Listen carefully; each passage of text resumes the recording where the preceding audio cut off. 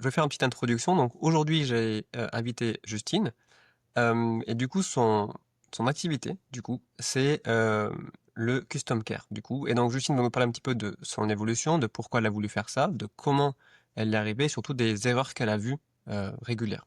Donc Justine, si tu veux bien, je te laisse te présenter. Ça marche. Bah, bonjour Thomas déjà. Eh bien, je suis Justine Poutre et je suis experte Customer Success. Donc, tu vas parler de Customer Care, mais plus globalement, ça va être plutôt le Customer Success. Pour expliquer ce qu'est le Customer Success, c'est quelque chose que tu as déjà appliqué puisqu'on a déjà échangé, Thomas, juste avant sur ton activité. Et donc, le Customer Success, ça va être d'amener ton client vers la réussite, vers le succès grâce aux produits, aux services que tu as vendus afin qu'il reste, qu'il rachète et qu'il recommande autour de lui à des potentiels, futurs clients. OK. OK, hyper intéressant. Aussi, je voulais faire ce podcast aussi parce que maintenant avec les coûts, d'acquisition qui sont toujours de plus en plus élevés, beaucoup d'entrepreneurs ont tendance à négliger un petit peu la rétention client et même la valeur long terme du client. Donc c'est pour ça que justement je voulais faire un podcast, sur ce sujet. Donc première chose, première question du coup, à quel moment tu t'es dit qu'il y a un vrai problème en fait dans les freelances, les agences, dans la manière de traiter leurs clients du coup? Ouais, alors en fait, moi, la 1re chose que je vois énormément et c'est normal quand on lance son entreprise, on a besoin d'acquérir des nouveaux clients. Sauf que, et c'est une erreur que j'ai faite aussi, alors que pourtant je venais du customer success, on s'épuise énormément à toujours aller chercher des nouveaux clients et c'est prouvé qu'acquérir des nouveaux clients, ça coûte 5 fois plus cher que de garder ses clients et les fidéliser. Et donc la première erreur que je vois, chez les freelances, chez les agences, c'est de pas mettre l'accent autant sur, mettre plus l'accent sur l'acquisition que finalement de garder ses clients. Parfois en fait, tu en es la preuve puisque tu me l'as dit juste avant, quand on met vraiment l'énergie à garder ses clients, finalement l'acquisition, elle vient toute seule. Tu diminues ton coût d'acquisition parce qu'en fait, tu as plus autant d'énergie, tu as peut-être un commercial à payer en moins, tu as peut-être moins de pub à faire et c'est tes clients qui deviennent, ta pub gratuite et qui vont aller acquérir d'autres clients. Clairement. Et du coup, pour toi, du coup, c'est quoi les erreurs que tu as vues qui revenaient systématiquement, sur, sur les gens que tu as accompagnés, du coup? Oui, alors je vais essayer de t'en trouver plusieurs. La première, c'est de pas mettre l'accent sur la valeur. C'est pour moi, en fait, dès le départ, au moment de la vente, en fait, pendant tout ton parcours, que ce soit prospect, client, la valeur doit être tout le temps être, présente, du début jusqu'à la fin. Tous tes échanges, s'il y a pas de la valeur qui est donnée à ton client, en fait, il a plus d'intérêt d'échanger avec toi. Donc, c'est tous tes touch points, tous tes points de contact doivent donner de la valeur à ton client. Donc ça va être la première chose. La deuxième, c'est, hem, je trouve de cartographier un petit peu justement ce parcours client et de voir les points de friction que ton client peut avoir. Une fois que tu as identifié ces points de friction, bah, de faire des actions pour justement qu'il y ait moins de friction. Et je pense, la partie qui peut être, la plus facile à gérer au début, et qui peut donner énormément de valeur, c'est la partie onboarding. Donc tu as ton client, il décide de partir avec toi. Comment tu vas faire pour qu'il ait un bon onboarding, pour qu'il voit de la valeur dès le départ? Et souvent un bon onboarding, ça va, conditionner, tout le reste, du cycle de vie du client. Et du coup, jamais de rebondir sur ça. Tu me parlais d'un bon onboarding et pour toi, qu'est-ce que c'est un bon onboarding, du coup? Sans rentrer dans le détail, mais juste une guideline de: «OK, si on fait ça, on est dedans». Alors, je vais essayer d'être le plus simple possible. Un bon onboarding, en fait, c'est rendre ton client autonome le plus vite possible. OK. Il y a une erreur aussi, tu vois, ça revient avec la question précédente que je vois, c'est on va penser, que, ton client c'est lui le client est roi et tu vas lui donner en fait tout, parce que, voilà, tu étais super content, il a signé, c'est un nouveau client et tu vas essayer de lui donner le plus de choses possibles sans le rendre autonome. J donc, par exemple, tu vois, il va te demander des choses et tu vas tout faire en œuvre alors qu'en fait, pour que il puisse voir de la valeur, c'est, il va falloir que lui aussi, passe à l'action. Il y a certainement certaines choses qu'il va devoir faire et donc, l'onboarding, c'est ça qu'il voit des gains rapides, donc du bénéfice rapidement, et qu'il, soit autonome aussi, le plus rapidement possible. OK. OK, hyper intéressant. Du coup, ça me donne une autre question qui était pas prévue, mais, est-ce que tu penses que le fait de leur faire entre guillemets «des actions», ça augmente aussi un petit peu la valeur perçue ou vraiment tu dois tout lui dérouler et lui il a juste à remplir, ce que tu as besoin? Alors je mets, attention, ça dépend aussi du produit ou du service que tu vends. Si en fait, et tu vends un service, où tu dois prendre tout en charge, bah, non, en fait, là, il y a pas trop d'action à faire. Ils te donnent les accès, après c'est toi qui te débrouilles, si c'est ce genre de service. Enfin, je le vois souvent plutôt pour des produits. Je pense aux produits, tu vois, dans la tech, des logiciels qui sont vendus ou même, de la formation. OK. De la formation, tu m'as dit que tu avais déjà toi, effectué certaines, formations. On va te donner toutes les clés, on va te donner du contenu, tu as un super intervenant qui est à disposition. Si, derrière, en fait, on te donne pas un plan d'action avec des choses à activer, à faire, en fait, tu prends pas, la valeur de la formation. Ouais. C'est, l'application derrière et c'est plutôt dans ça quand je disais rendre ton client autonome, c'est faire en sorte qu'il puisse appliquer dès le départ ce que tu lui vends comme service ou si c'est un produit, qu'il puisse l'utiliser, par exemple, un produit, un outil, qu'il puisse utiliser dès le départ. OK. OK, OK, super clair. Et du coup, justement, donc, on va en parler. Du coup, tu as créé ta formation, mais juste avant ça, qu'est-ce qui t'a, frustré le plus ou qui t'a marqué, du coup, avant que tu lances cette formation et tu te dis: «Là, il faut que je lance une formation parce que ça va plu». Oui, alors je suis arrivée, sur le poste de Customer Success Manager. Je suis dans une early stage, donc c'était une petite start-up qui proposait un CRM et on était une équipe de 10 et je ne le savais pas sur le moment, mais je l'ai su après. Je faisais à la fois du Customer Success, du Customer Care et de l'Account Management. Donc Customer Care, ça va plutôt être tout ce qui est support, l'Account Management, tout ce qui va être plutôt vente, aux clients et Customer Success, de l'adoption, de la fidélisation, enfin de l'adoption produit et de la fidélisation, de la clientèle. Et c'était beaucoup de choses à faire et donc du coup, j'ai fait plein d'erreurs et comme je n'avais jamais eu de formation sur ce sujet, j'ai essayé de chercher par moi-même, bah, si je pouvais, trouver, des infos, en ligne et j'ai trouvé très, très peu de contenu. C'était beaucoup, de contenu, américain, enfin anglophone et pas grand-chose, en français ou alors si je trouvais, c'était du contenu très technique. Et j'ai vu aussi qu'il y avait beaucoup d'entreprises qui recherchaient des candidats, mais en fait, elles avaient personne sur le marché parce que c'était un métier que personne connaissait. Donc là, je me suis dit: «Il y a un truc à faire, il faut que je vulgarise, au maximum tout ce que je suis en train d'apprendre, et que j'en fasse quelque chose» et c'est en fait, je me suis créé la formation que moi, j'aurais voulu, avoir. OK, OK, super intéressant. Et du coup, quand tu as commencé bah, justement à créer cette formation, ça a été quoi ton idée de départ, du coup?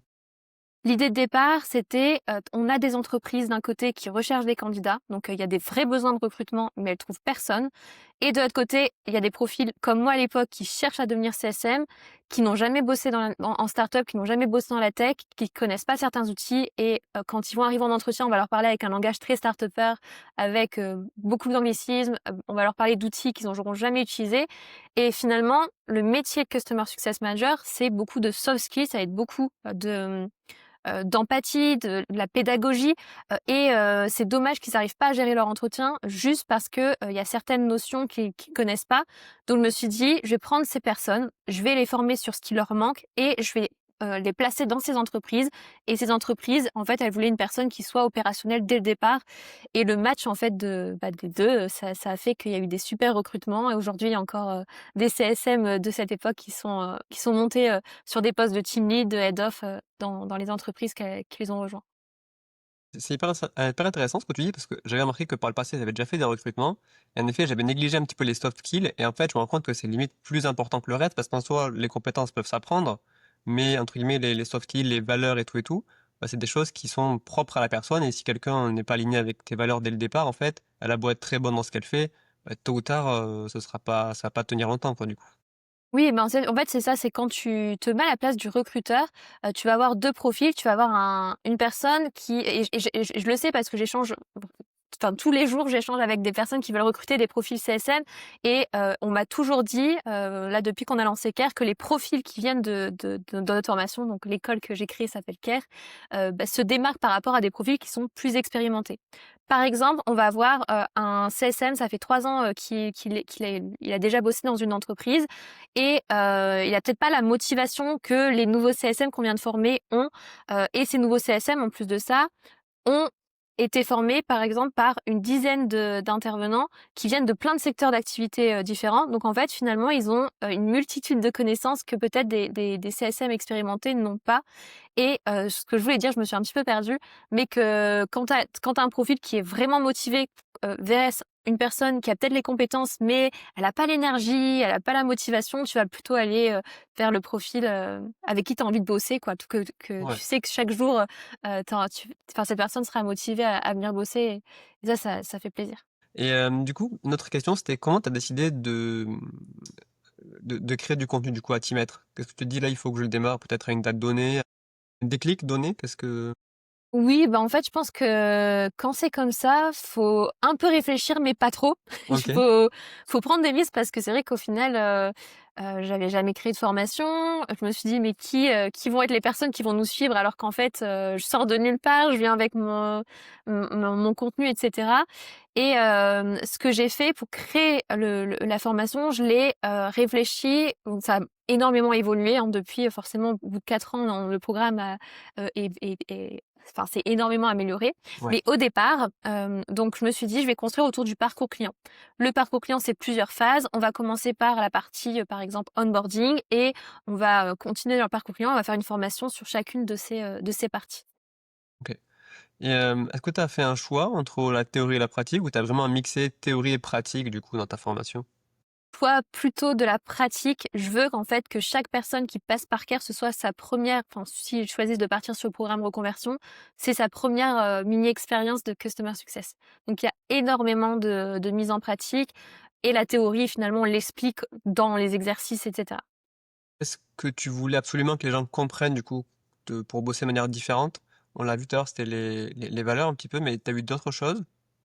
Oui, au fur et à mesure en fait des mois, des années, je me suis rendu compte que la vraie chose qui a changé, on a ajouté depuis un accompagnement au recrutement. Mais c'est pas OK, forcément l'accompagnement au recrutement qui a beaucoup de valeur, même si, aujourd'hui le monde du travail a complètement le monde du recrutement a complètement, changé. On recrute plus, comme il y a quelques années, maintenant c'est différent. C'est surtout que j'ai l'impression que beaucoup de candidats ont, ce syndrome de l'imposteur, ont pas beaucoup confiance et c'est plus une motivation, un coup de boost qu'on a voulu intégrer dans la formation.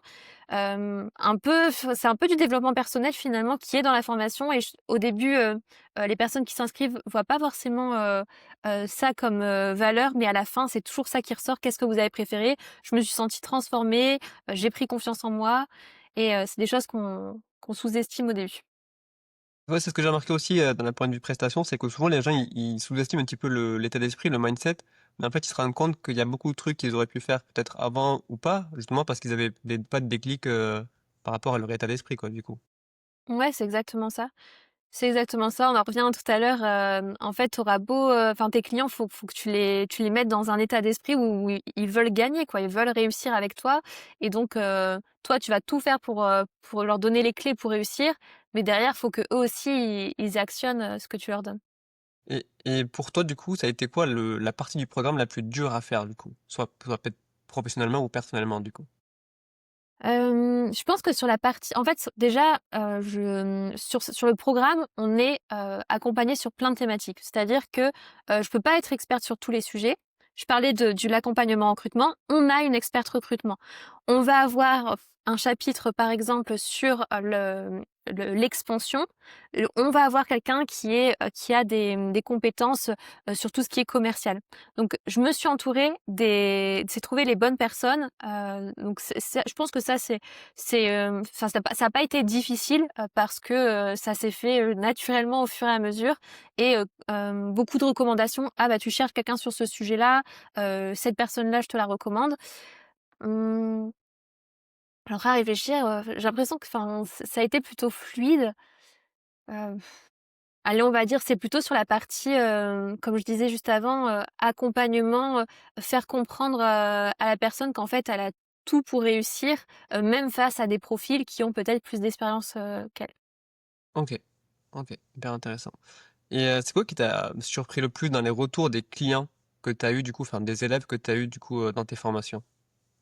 Ouais, bah, c'est cette partie, enfin, c'est des retours, j'en ai eu des super beaux et c'est, «Tu transformé ma vie», enfin des choses, hem comme je disais, qu'on n'estime pas, ça souvent c'est des profils qui, ont perdu du sens. Peut-être il y en a certains qui ont traversé, des environnements, de travail, peut-être pas forcément bienveillants, toxiques, peut-être certains des phases de burn-out et de leur redonner goût, au monde du travail, grâce à un métier. Je trouve que c'est ça qui m'a le plus surprise et même moi quand je disais que l'erreur que j'avais faite, c'était de miser énormément sur l'acquisition. Je sais que ça peut paraître un petit peu perché pour certains, mais je trouve que le customer success, ça permet, d'améliorer la santé mentale des entreprises, des entrepreneurs, parce que justement le fait de pas forcément aller chercher toujours plus et de faire des insomnies parce que tu dois trouver des nouveaux clients, mais en fait de miser sur ce que tu as optimisé, les clients que tu as et il y a rien de mieux et de gratifiant que, d'amener tes clients au succès et d'avoir leur retour positif. Ouais, ouais, en fait, tu mets le doigt sur une vraie problématique qu'il y a aujourd'hui. C'est vrai que les gens ont tendance à beaucoup courir vers l'acquisition, etc., etc. Moi-même, je suis dans le media buying, donc je sais de quoi je parle. Mais c'est vrai que quand on a des clients qui sont satisfaits de un, déjà, ben, c'est valorisant parce qu'on sait qu'on fait du bon travail. Ensuite, il y a des recommandations qui viennent. Et ensuite, naturellement, la personne reste plus longtemps chez toi. Et donc, en fait, naturellement, as moins de pression à aller vite chercher de nouvelles personnes parce qu'en fait, les gens qui sont là, déjà, de un, ils te ramènent et de deux, ça te permet de travailler plus longtemps. Et moi, à titre perso, je sais que j'aime bien, quand ça fait des clients que je suis pendant plusieurs mois, plusieurs années, il y a un certain lien qui se noue au-delà un petit peu du professionnel, ce qui fait que ça rend encore la collab un peu plus profonde, un peu plus personnelle, ce qui fait que souvent on arrive à mieux avancer, parce qu'en fait on se comprend de plus en plus, de mieux en mieux. C'est un petit peu comme un couple en fait, au final, quand on est avec un client, on y est tout le temps, on y est souvent, des fois plus qu'avec avec notre moitié. Donc forcément, c'est vrai que ça finit par créer des liens et je trouve que une collaboration dans ce style-là, c'est beaucoup plus nourrissant, que ce soit pour l'un ou l'autre, que des collabs un peu plus, où est-ce qu'il y a tout le temps un turnover, et cetera, quoi, du coup. C'est ça et tu parlais, du coup, le fait que tu noues des relations de confiance avec tes clients. En fait, le customer success et l'acquisition, c'est pas viennent pas en opposition, au contraire, c'est un combo qui est gagnant et je par exemple, tu vois, ton customer success peut nourrir ton acquisition, grâce à ce qu'on appelle l'advocacy. Tu vas avoir des clients qui sont tellement, contents, du produit que tu vends ou du service que tu vends, qui vont devenir des ambassadeurs et tu vas pouvoir en fait, hem j'aime pas le mot utiliser, j'ai pas d'autres mots, mais que, en gros, ils vont pouvoir contribuer en tout cas à la croissance, à l'acquisition, pour ton entreprise. Par exemple, ils vont, quand on en a déjà parlé, mais recommander autour d'eux. Ils vont peut-être te laisser un avis si tu as une page Trustpilot, si tu as une page, Google. Ils peuvent te faire des vidéos témoignages. Hem, Quelque chose aussi que nous on n'avait pas du tout, anticipé, mais tous les participants qui passent par Care parlent énormément de nous sur LinkedIn. OK. C'est fou parce que la fois dernière, j'ai vu un post d'une personne qui demandait des informations sur notre formation. Je cherche à connaître, des participants, qui sont passés par cette formation parce que je souhaite m'inscrire et en fait, en dessous, tu avais, une dizaine d'alumni, qui étaient en train de parler de notre formation donc bon là, c'était pour l'exemple de la formation, mais en tout cas, dans Ouais. plein d'autres domaines, on peut utiliser, ces conseils-là. Ouais, donc là, du coup, ça va être ma première question, mais finalement, tu vas y répondre. C'est Mince. est-ce que tu avais un point, où tu t'es dit: «OK, j'ai visé juste»? Je pense que ça, c'est un des meilleurs points où tu t'es dit: «Ouais, j'ai bien fait de le faire», vu l'engouement et vu les élèves que j'ai.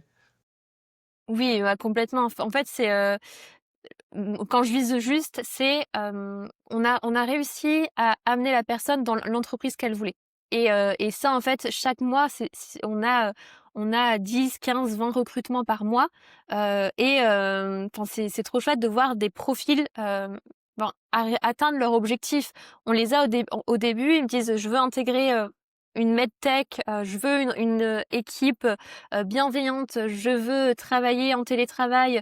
Enfin, des fois, c'est des petites choses, je sais, je parle du télétravail, mais par exemple, tu des personnes, bah, qui peuvent pas faire autrement, qui sont peut-être à la campagne, elles ont pas la possibilité de déménager, de pouvoir leur donner un job qui est possible de faire depuis chez eux, ou, tu vois, des personnes qui me disent: «Pour moi, c'est très important que je m'entende bien avec mes équipes», qui me disent, «Bah, ça y est, j'ai rencontré mes collègues, ils sont super sympas». Enfin, c'est quand j'ai ce genre de retour que je sais qu'on a visé juste. Et est-ce que ça t'est déjà arrivé, peut-être pas, mais d'avoir recruté des personnes, de les avoir placées du coup dans des boîtes et que le fondeur ou le directeur te dit: «Bah, finalement ça ne me convient pas du coup». Est-ce que c'était déjà arrivé ce genre-là et comment tu gères ça du coup?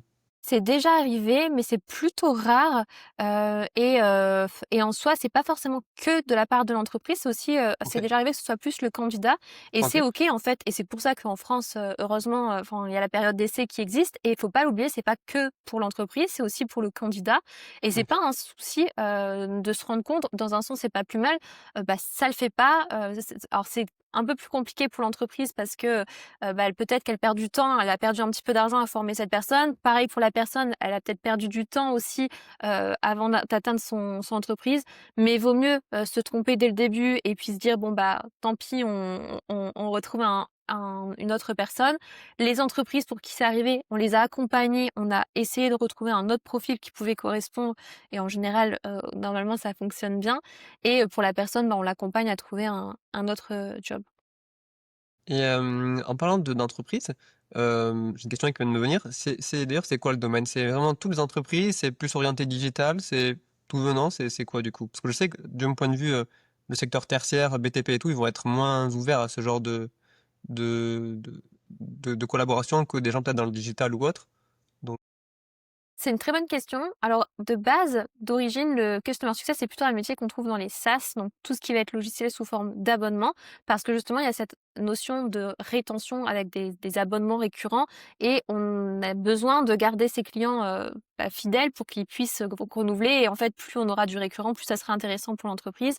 Et en plus, comme c'est des logiciels, souvent, tu vas avoir un besoin de former, surtout par exemple, c'est un logiciel pour des entreprises, former tous les utilisateurs finaux à ce logiciel. Donc ça peut demander une certaine, complexité, technique et tu as besoin de personnes qui s'en occupent. Mais de plus en plus, je vois que, ce métier finalement, tu le retrouves dans plein d'autres domaines. Je parlais tout à l'heure des organismes de formation. De base, c'est pas forcément un métier, pour ce c'est vrai. secteur-là, parce qu'il y a pas de récurrent. En fait, souvent tu vends un produit en one shot et pourtant, tu as quand même besoin de customer success parce que tu as besoin, en fait, tu auras besoin d'un CSM dans une entreprise qui a besoin d'accompagner ses clients au succès, qui a besoin, d'utiliser, ses clients, pour l'advocacy dont je parlais tout à l'heure, qui a besoin peut-être, de vendre d'autres produits, qui a des produits complémentaires, et du coup, je t'ai parlé de recommandations, de rachat et le dernier, bah, si oui, bah, du coup, je reparle de ça, mais si, tu as du récurrent aussi, ça peut être intéressant, je pense, je sais pas si tu connais l'entreprise Respire qui vend des déodorants, d'autres produits cosmétiques. Par exemple, eux, dans leur entreprise, ils ont des CSM parce que tu vas avoir des collaborations avec des pharmacies, par exemple, qui vont renouveler les abonnements, et cetera. Donc voilà, tu vois, ça peut s'adapter à plein d'autres secteurs. Et du coup, là, j'ai une question, c'est bon, admettons, on se connaît pas. Et je sais pas que j'ai un besoin en fait de CSM. Comment est-ce que je pourrais me dire: «OK, là j'ai besoin d'un accompagnement ou j'ai besoin d'une personne parce que justement je sais pas en fait si» en fait le problématique c'est je sais pas si j'en ai besoin ou pas en fait, si tu veux. Je me dis: «Est-ce que c» Mmh. Bah, déjà, si tu sais pas si tu en as besoin, je pense que c'est pas la peine, pour le moment de recruter quelqu'un.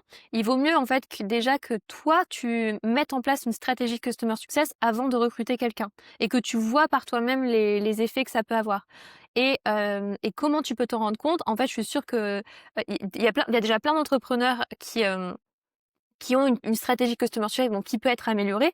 Mais si tu as des clients, logiquement, tu as une stratégie customer success. Tu as une stratégie que tu veux, bah, que tes clients repartent avec, du bénéfice, ce qu'on appelle la vision héroïste, qu'ils aient un retour sur investissement, bah, de ce que tu leur vends. Et donc tu vas, par exemple, déjà identifier tes personas et pour ces différents personas, tu vas dire pourquoi en fait il est venu et tu vas tout faire pour qu'il atteigne son objectif grâce à ton produit ou ton service que tu vends. mais est-ce que tu trouves justement là en 2025, bientôt 2026, que le marché on va dire, du care est en train de se développer? Du coup, tu trouves que c'est une réelle croissance ou ça reste plutôt stable ou comment tu vois le marché du coup? C'est en croissance. En fait, cette année, ça a été l'année où il y a eu le plus de recrutement de CSM et de Customer Care et d'Account Manager, je mets les 3 ensemble. Et c'est vrai qu'on pourrait penser qu'avec, l'arrivée, de l'intelligence artificielle, peut-être qu'on en aura besoin de moins parce que, finalement l'IA peut-être, on peut peut-être créer un chatbot, voilà, il y a peut-être certaines choses, mais en fait, c'est tout l'inverse. Plus il y a, l'IA qui se développe, plus, les personnes ont besoin, d'humains et donc heu, on a un besoin de quelqu'un qui va nous accompagner, bah, tout au long de notre, relation, avec, l'entreprise dont on est client. Et tout juste dans cette question-là, tu me parlais des 3 services, donc le care, l'account et cetera. Est-ce que tu peux, pour les gens qui nous écoutent, faire la différence entre les 3 postes? Justement, en fait, parce que c'est peut-être pas clair. Oui, en fait, pour différencier déjà le customer success et le customer care, le customer success, c'est celui qui va être proactif, c'est-à-dire qui va anticiper les besoins du client et c'est lui qui va aller vers le client. Et il va avoir vraiment plutôt une notion de rétention et de satisfaction. Ça va être le combo des 2 et d'adoption du produit ou du service. Ensuite, tu vas avoir le customer care qui lui est plutôt réactif, qui vient en réaction aux demandes du client. Donc c'est le client qui vient vers lui, par exemple, il a un bug sur un outil, il a une problématique, c'est le support en fait. C'est le support mais avec une vision quand même stratégique. Par exemple, le customer care peut mettre en place certaines choses, une foire aux questions, il peut créer du contenu aussi pour, accompagner sur ce sujet et l'account manager, lui, ça va être vraiment le développement commercial des comptes clients. Donc, tu as peut-être le projet, Thomas, de construire un autre produit que celui que tu vends. Peut-être que demain, tu auras besoin d'un account manager qui va, s'occuper de vendre les produits, le nouveau produit, à tes clients existants. Et tu as 3 métiers différents, mais dans des petites structures, tu peux avoir qu'un seul métier, enfin, par OK. exemple, qu'un seul CSM sous l'intitulé CSM qui va regrouper ces 3 postes-là. Ce dont je te parlais tout à l'heure, moi, quand j'étais dans mon entreprise, finalement, j'avais la casquette des 3 postes.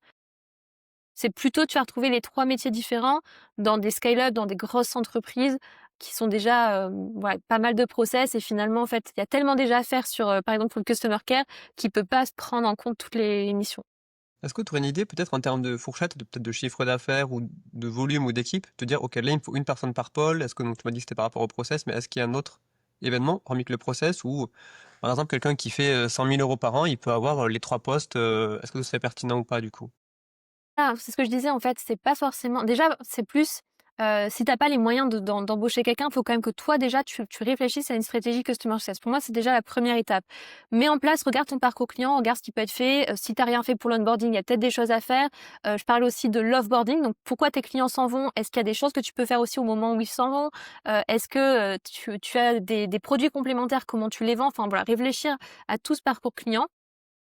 Une fois que tu as réfléchi à ça, si toi, tu es tout seul dans ton entreprise et tu as plus le temps de faire, tu as besoin que quelqu'un, soit là pour s'occuper du support ou de l'onboarding, dans ce cas, tu sais que c'est à ce moment-là où tu auras besoin de quelqu'un parce que toi, ton temps, il aura peut-être plus de valeur, sur d'autres sujets.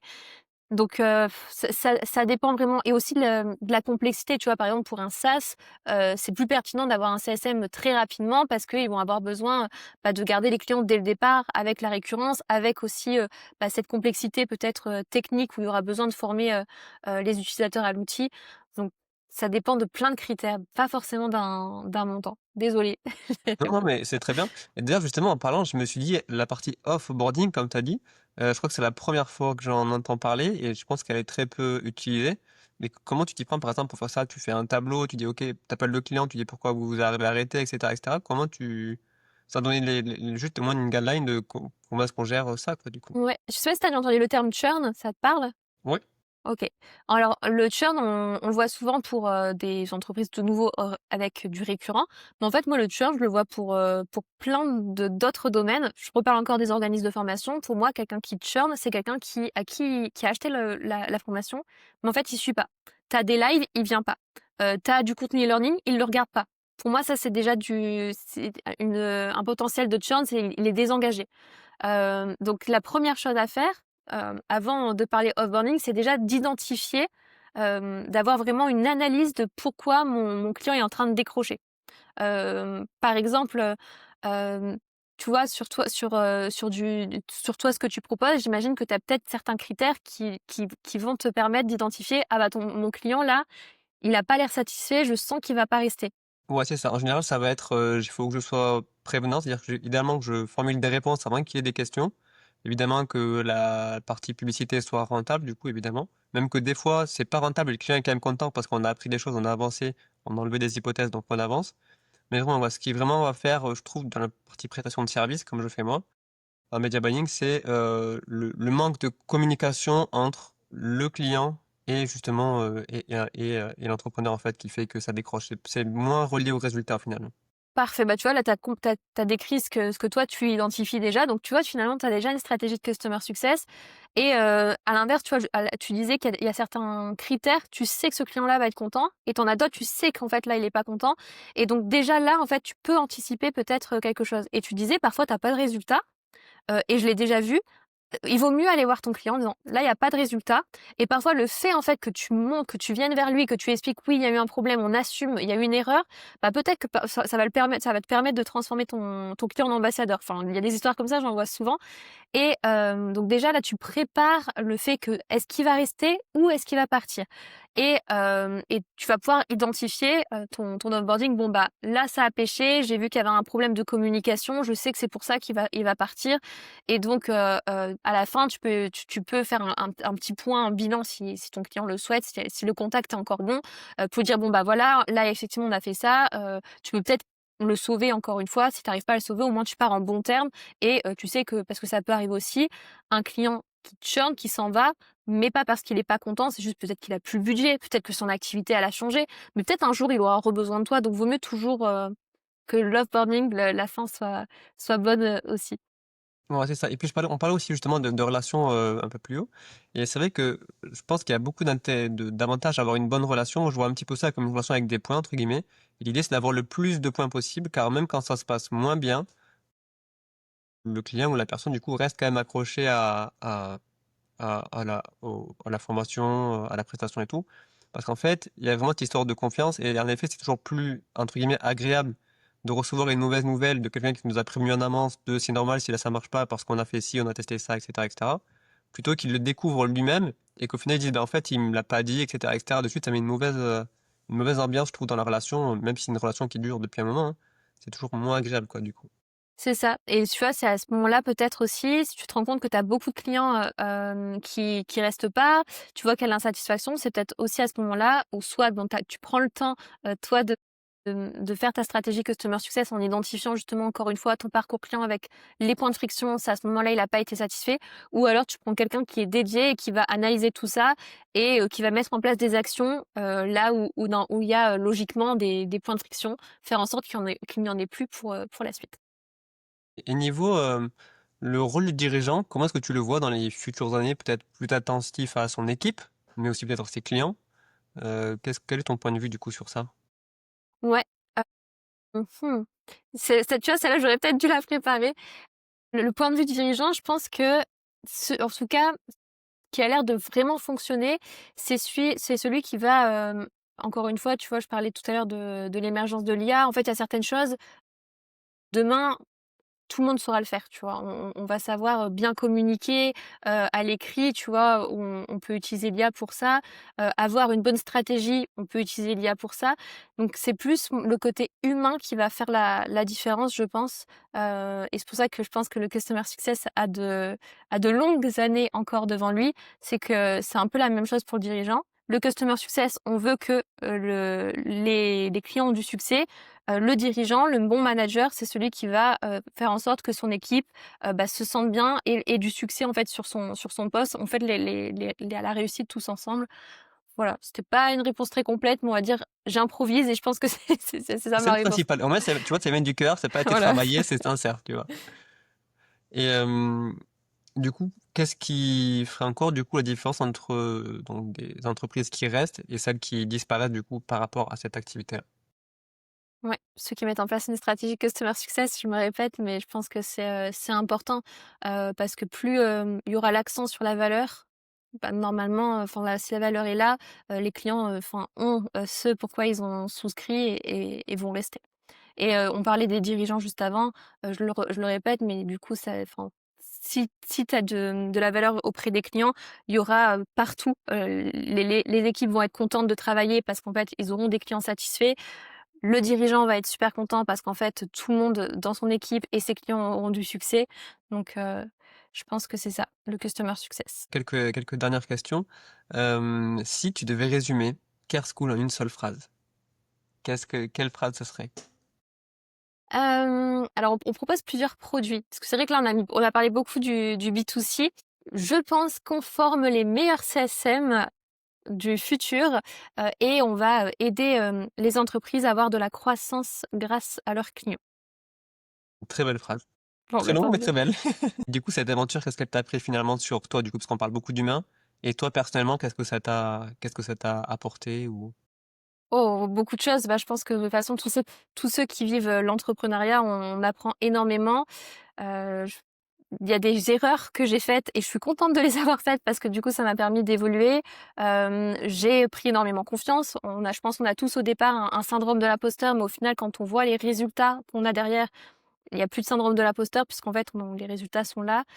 On peut aussi s'affranchir, je pense, du regard des autres. On arrive à mettre ses limites parce que c'est pareil, on a beaucoup de choses à faire en tant qu'entrepreneur, donc si on met pas ses limites, on peut être vite dépassé. Et je pense aussi le fait d'être focus vraiment sur, encore une fois, le succès. Donc tu vois, si tu restes focus sur le succès, tu actives ton plan, tout se passe normalement comme il faut. Bon, il y a des imprévus de temps en temps, mais faut rester focus.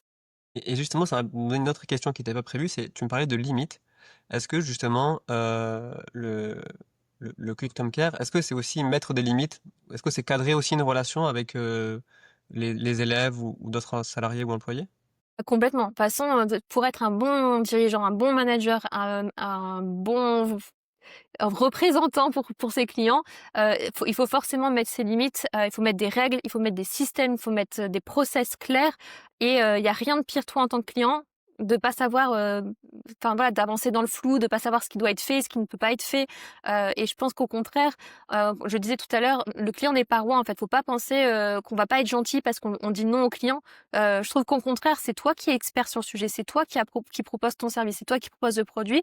Ton client, il est venu signer pour ça, c'est parce qu'il sait que c'est toi qui est bon sur ça. Et donc que tu lui dises: «Non, c'est pas comme ça qu'on fait», «Oui, c'est ça qu'il faut faire», c'est ce qu'il attend, en fait. Donc je pense que c'est même important pour montrer qu'on est fiable de mettre ses limites et savoir dire non. Ouais, donc des fois, il faut oser, entre guillemets, imposer sa décision de par son expertise par rapport à la personne qui nous a recrutés, du coup. Exactement. Ok, ok, super. Est-ce que tu aurais un petit mot pour conclure ce petit podcast?